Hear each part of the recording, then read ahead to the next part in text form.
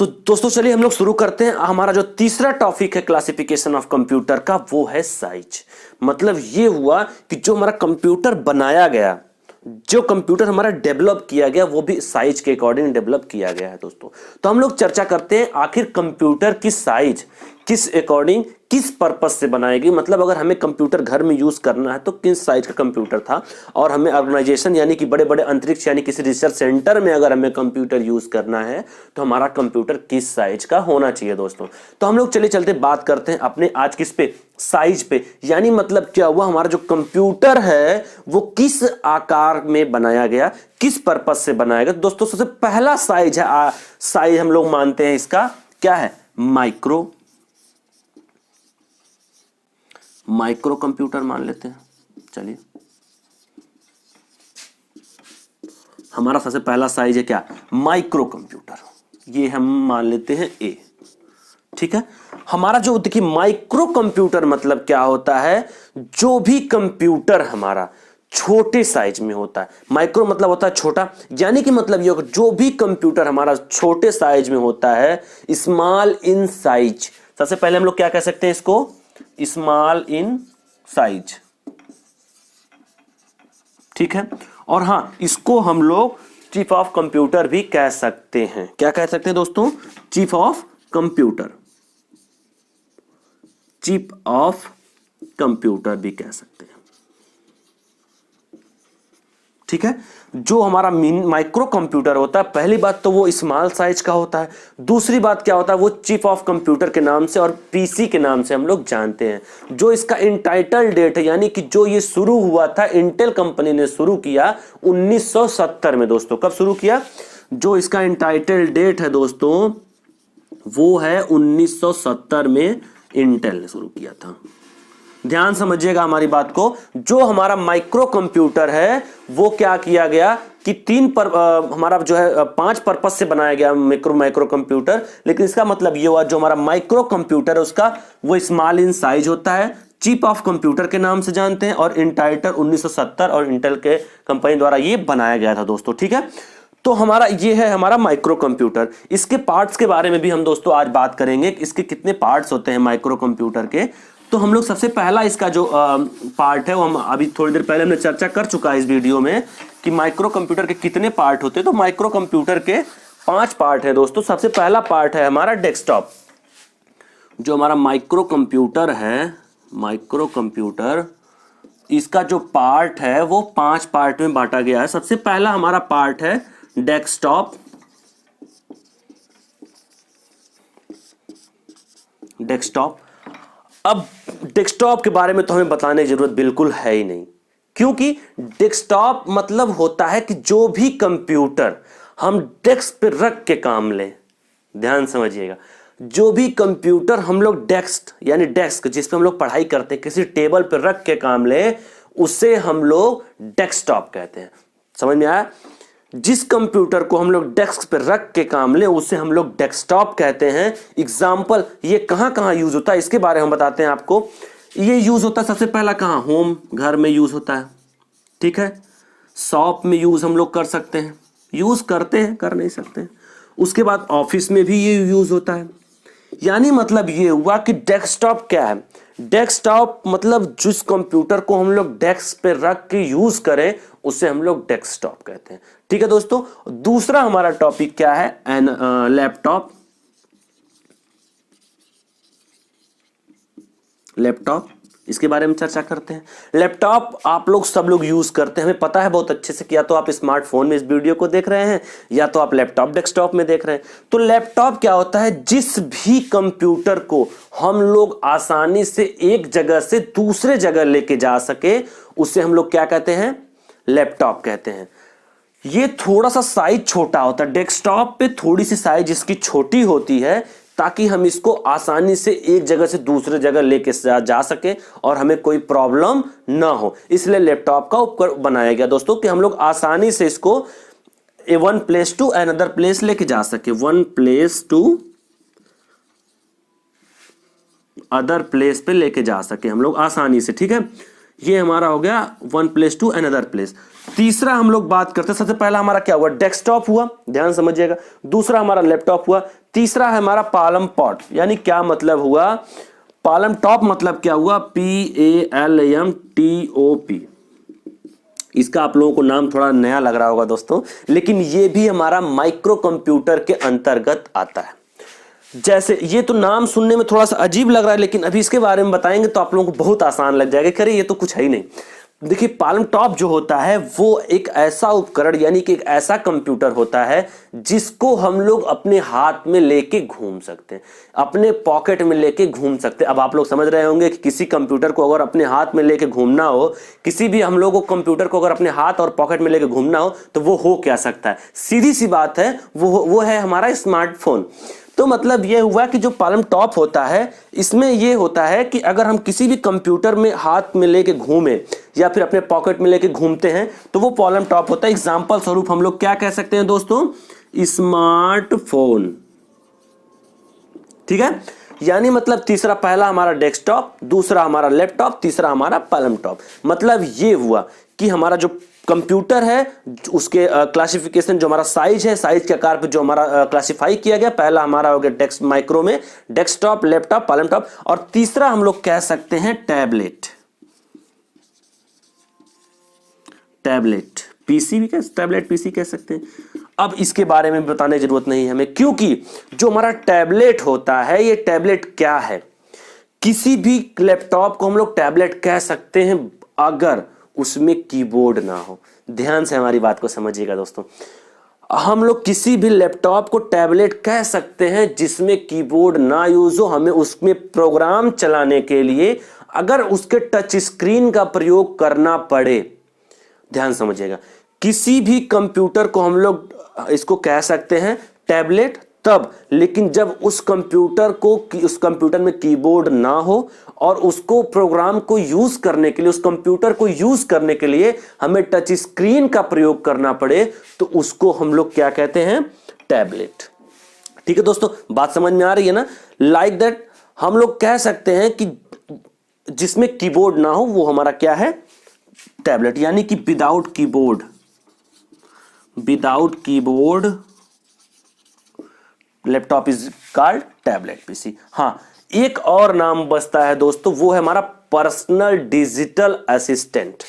क्या है, personal digital assistant.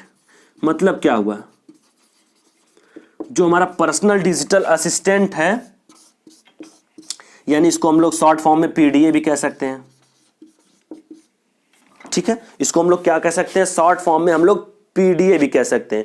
ये तो थोड़ा सा अजीब नाम लग रहा होगा। पर्सनल डिजिटल असिस्टेंट हमारा माइक्रो कंप्यूटर का जो चौथा पांचवा है, हमारा पांचवा है, ये चौथा है हमारा, जो पांचवा है उसको हम लोग पीडीए कहते हैं, पर्सनल डिजिटल असिस्टेंट। इसका मतलब ये हुआ कि ये एक डिजिटल डायरी है। ध्यान से हमारी बात को समझिएगा दोस्तों, कंप्यूटर के क्षेत्र में जो हमारा पर्सनल डिजिटल असिस्टेंट होता है उसे हम डिजिटल डायरी के नाम से जानते हैं। किस नाम से जानते हैं, डिजिटल डायरी के नाम से जानते हैं।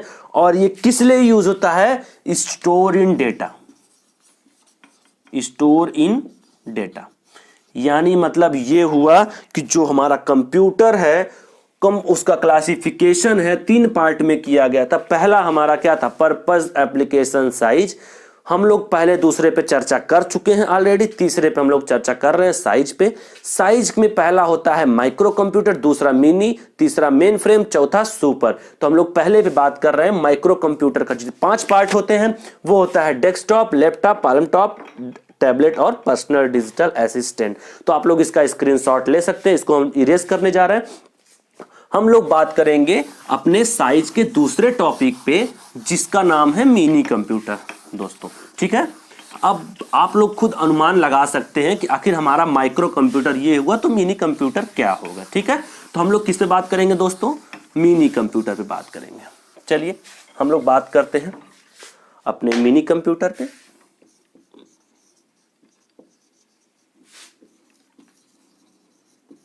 मिनी कंप्यूटर आखिर ये क्या होता है, मिनी कंप्यूटर है क्या, मिनी कंप्यूटर में यूज क्या हुआ, इस चीज पे हम लोग चर्चा करते हैं, ठीक है। तो मीन इसका जो आकार होता है, सबसे पहले हम लोग बात करते हैं इसके साइज पे, क्योंकि हमारा जो टॉपिक है वो साइज है।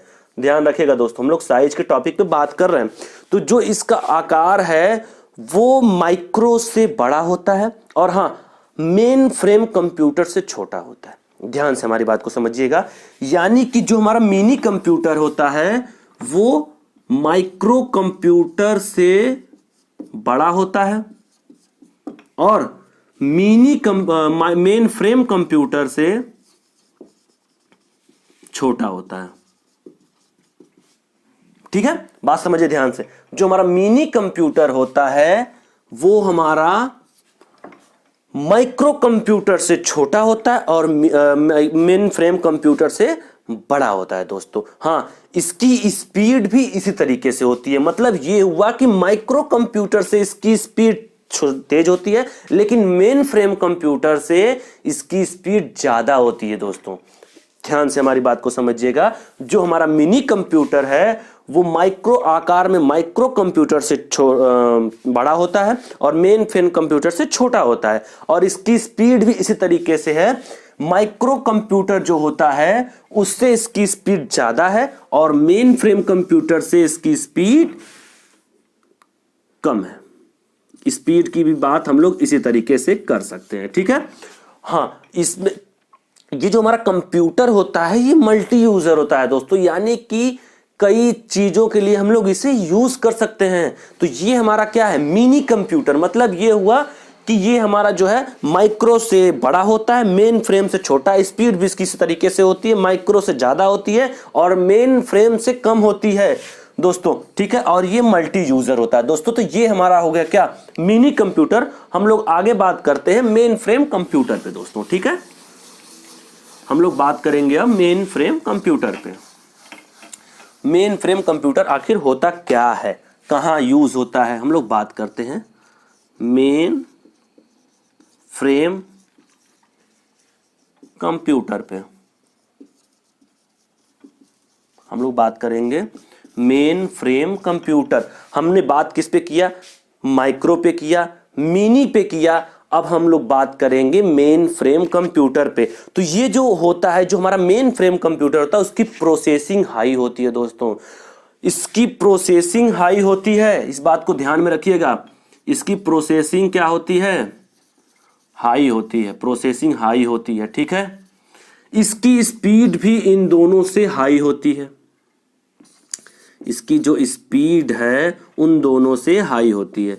यानी मतलब क्या हुआ कि जो हमारा मेन फ्रेम कंप्यूटर है वो माइक्रो और मिनी से हाई है, यानी कि और बल्क डेटा प्रोसेसिंग है। यानी कि क्या हुआ मतलब दोस्तों कि इसकी जो डेटा प्रोसेसिंग है वो बल्क है, बल्क डेटा प्रोसेसिंग हम लोग इसको कह सकते हैं। ठीक, ये हमारा क्या हुआ, मेन फ्रेम कंप्यूटर जो इसकी स्पीड होती है वो माइक्रो और मिनी से हाई होती है, इसकी जो प्रोसेसिंग भी ये हाई होती है और ये बल्क डेटा प्रोसेसिंग करता है दोस्तों, और लार्ज भी होता है। यानी मतलब ये हुआ कि जो हमारा मिनी कंप्यूटर है, माइक्रो कंप्यूटर है, उसकी अपेक्षा ये लार्ज फुल होता है और इसको एक बार में सैकड़ों लोग यूज कर सकते हैं। यानी वन टाइम में 100 से भी ज्यादा लोग यूज कर सकते हैं, ये हमारा जो कंप्यूटर होता है। ठीक है, यानी कि जो हमारा मेन फ्रेम कंप्यूटर है इसको एक बार में 100 से भी ज्यादा लोग यूज कर सकते हैं। एग्जाम्पल में हम लोग देते हैं IBM 438, इसका जो एग्जाम्पल है कंप्यूटर का IBM 438। ठीक है, ये हमारा है एग्जाम्पल मेन फ्रेम कंप्यूटर का दोस्तों। ये आपके क्वेश्चन में बनते हैं। ठीक है, दूसरा हम लोग CDS साइबर सीरीज भी कह सकते हैं इसको। क्या कह सकते हैं, दूसरा एग्जाम्पल क्या है, CDS साइबर सीरीज, ये इसका एग्जाम्पल है दोस्तों। ये नहीं कि अगर मेन फ्रेम कंप्यूटर के ये क्वेश्चन बनते हैं और पूछ देता है कि ये किसके एग्जाम्पल है, तो आप लोग बिना हिचकिचाए मेन फ्रेम कंप्यूटर मारिएगा, क्योंकि यही एकमात्र इकलौता ऐसा कंप्यूटर जिसमें 100 से ज़्यादा लोग यूज़ कर सकते हैं, मल्टी यूज़र होता है, ठीक है। और उसके बाद ये बल्क डेटा प्रोसेसिंग करता है, स्पीड इसकी हाई होती है, प्रोसेसिंग भी इसकी सबसे हाई होती है, मिनी यानी माइक्रो से भी ज़्यादा इसकी स्पीड हाई होती है दोस्तों। इसको हम लोग मेन फ्रेम कंप्यूटर कहते हैं, ठीक है। तो हम लोग अगले पे बात करते हैं, जो हमारा अगला बचा हुआ है ये रहा हमारा मेन फ्रेम कंप्यूटर, ठीक है। और हम लोग अगले पे क्या बात करते हैं, जो हमारा सुपर कंप्यूटर है, उस पे भी हमें अभी एक टॉपिक हमारी बची हुई है, क्लासिफिकेशन ऑफ कंप्यूटर के साइज की चौथी टॉपिक जो है हमारा, वो है हमारा सुपर कंप्यूटर। क्या है? Super computer. आखिर ये क्या होता है, सुपर कंप्यूटर क्या है? इसको हम लोग डी का ऑप्शन देंगे क्योंकि हमारा ये चौथा है, ठीक है। सुपर कंप्यूटर जो सबसे अधिक क्षमता वाला अब तक पूरे दुनिया में कंप्यूटर है, उसे हम लोग सुपर कंप्यूटर कहते हैं। ध्यान से हमारी बात को समझिएगा। जो सबसे पावरफुल कंप्यूटर इस समय पूरे वर्ल्ड में काम करता है, उसे हम लोग सुपर कंप्यूटर कहते हैं। बिना हिचकिचाए इस चीज पे आप लोग आसानी से जवाब दे सकते हैं कि जो हमारा सुपर कंप्यूटर है वो क्या है, सबसे अधिक क्षमता वाले, यानी कि मोर पावरफुल जो है हमारा कंप्यूटर है वो क्या है, हमारा सुपर कंप्यूटर है। और हां दोस्तों, ये हमारा सबसे अधिक पावरफुल कंप्यूटर है, और हां सबसे ज्यादा क्रिटिकल कैलकुलेशन करने वाला भी यही कंप्यूटर है, यानी कि क्रिटिकल कैलकुलेशन करने के लिए इसी कंप्यूटर का हम लोग यूज करते हैं। क्रिटिकल कैलकुलेशन करने के लिए इसी कंप्यूटर का हम लोग यूज कर सकते हैं। और दोस्तों, जो ये हमारा कंप्यूटर है, 1 सेकंड में कई खरब यानी खरबों में गणना करता है। मतलब ये हुआ कि ये 1 सेकंड में मिलियन कैलकुलेशन कर सकता है, ठीक है। यानी 1 मिलियन कैलकुलेशन ये कर सकता है, 1 सेकंड में 1 मिलियन गणना कर सकता है। और हाँ, इसका जो यूज है दोस्तों, वो नॉर्मल प्लेसों पे नहीं किया जाता है। मतलब ये हुआ कि हम आप तो अभी देखे ही नहीं होंगे इस कंप्यूटर को, क्योंकि इसका कंप्यूटर अंतरिक्ष स्पेस के लिए यूज किया जाता है। वैज्ञानिक लोग रिसर्च करने के लिए यूज कर सकते हैं इस कंप्यूटर को, वैज्ञानिक लोग रिसर्च करने के लिए यूज करते हैं, ठीक है। और हाँ, लड़ाकू विमान जो हमारे और भी फाइटर्स होते हैं, जो हमारे एयरप्लेन फाइटर्स हैं, उसमें जो भी नए उपकरण यूज किए जाते हैं, जो नए शस्त्र प्रयोग किए जाते हैं, जो रिसर्च किए जाते हैं, वो हमारा सुपर कंप्यूटर का होता है, ठीक है। यानी मतलब ये हुआ कि ये क्रिटिकल जगहों पे कंप्यूटर यूज होता है, क्योंकि इसकी क्षमता बहुत ही ज्यादा है दोस्तों, ठीक है। ये ह्यूमन ब्लड रिसर्च, यानी किसी के ब्लड पे रिसर्च करना या फिर कुछ भी बड़ा करना है, तो वो हमारा सुपर कंप्यूटर के अंतर्गत ही आता है। तो दोस्तों, जो हमारा सुपर कंप्यूटर है वो क्या है, सबसे ज्यादा क्रिटिकल गणना करने वाला कंप्यूटर है। और हाँ, सबसे बड़ी बात है कि इसको ना तो सिंपल पर्सन यूज कर सकता है, सिंपल पर्सन सुपर कंप्यूटर को हम आप यूज नहीं कर सकते, और डेली ना यूज किया जाता है। ये कंप्यूटर बड़ा साइज में होता है, ये बल्क काम करता है दोस्तों, ठीक है। सबसे अधिक गणना करता है। ये रिसर्च और शस्त्र के प्रयोगों के लिए, लड़ाकू विमानों एंड अदर जगह पे ये जो है प्रयोग किया जाता है। तो ये रहा हमारा सुपर कंप्यूटर। साइज ऑप्शन का चौथा पार्ट है हमारा, ये है सुपर कंप्यूटर। तो दोस्तों, इस वीडियो को देखने के लिए बहुत बहुत धन्यवाद, क्योंकि अब आप कभी भी क्लासिफिकेशन ऑफ कंप्यूटर में परेशान नहीं हो सकते। अगर आपको लगता है कि कोई कमी रह गई है, या कोई ऑप्शन रह गया, या कोई प्रॉब्लम आप फेस कर रहे हैं, या फिर कोई क्वेश्चन आपको परेशान कर रहा है, तो आप हमें कमेंट बॉक्स में कर सकते हैं। आपके सारी समस्याओं का समाधान हम करेंगे। तो थैंक यू दोस्तों।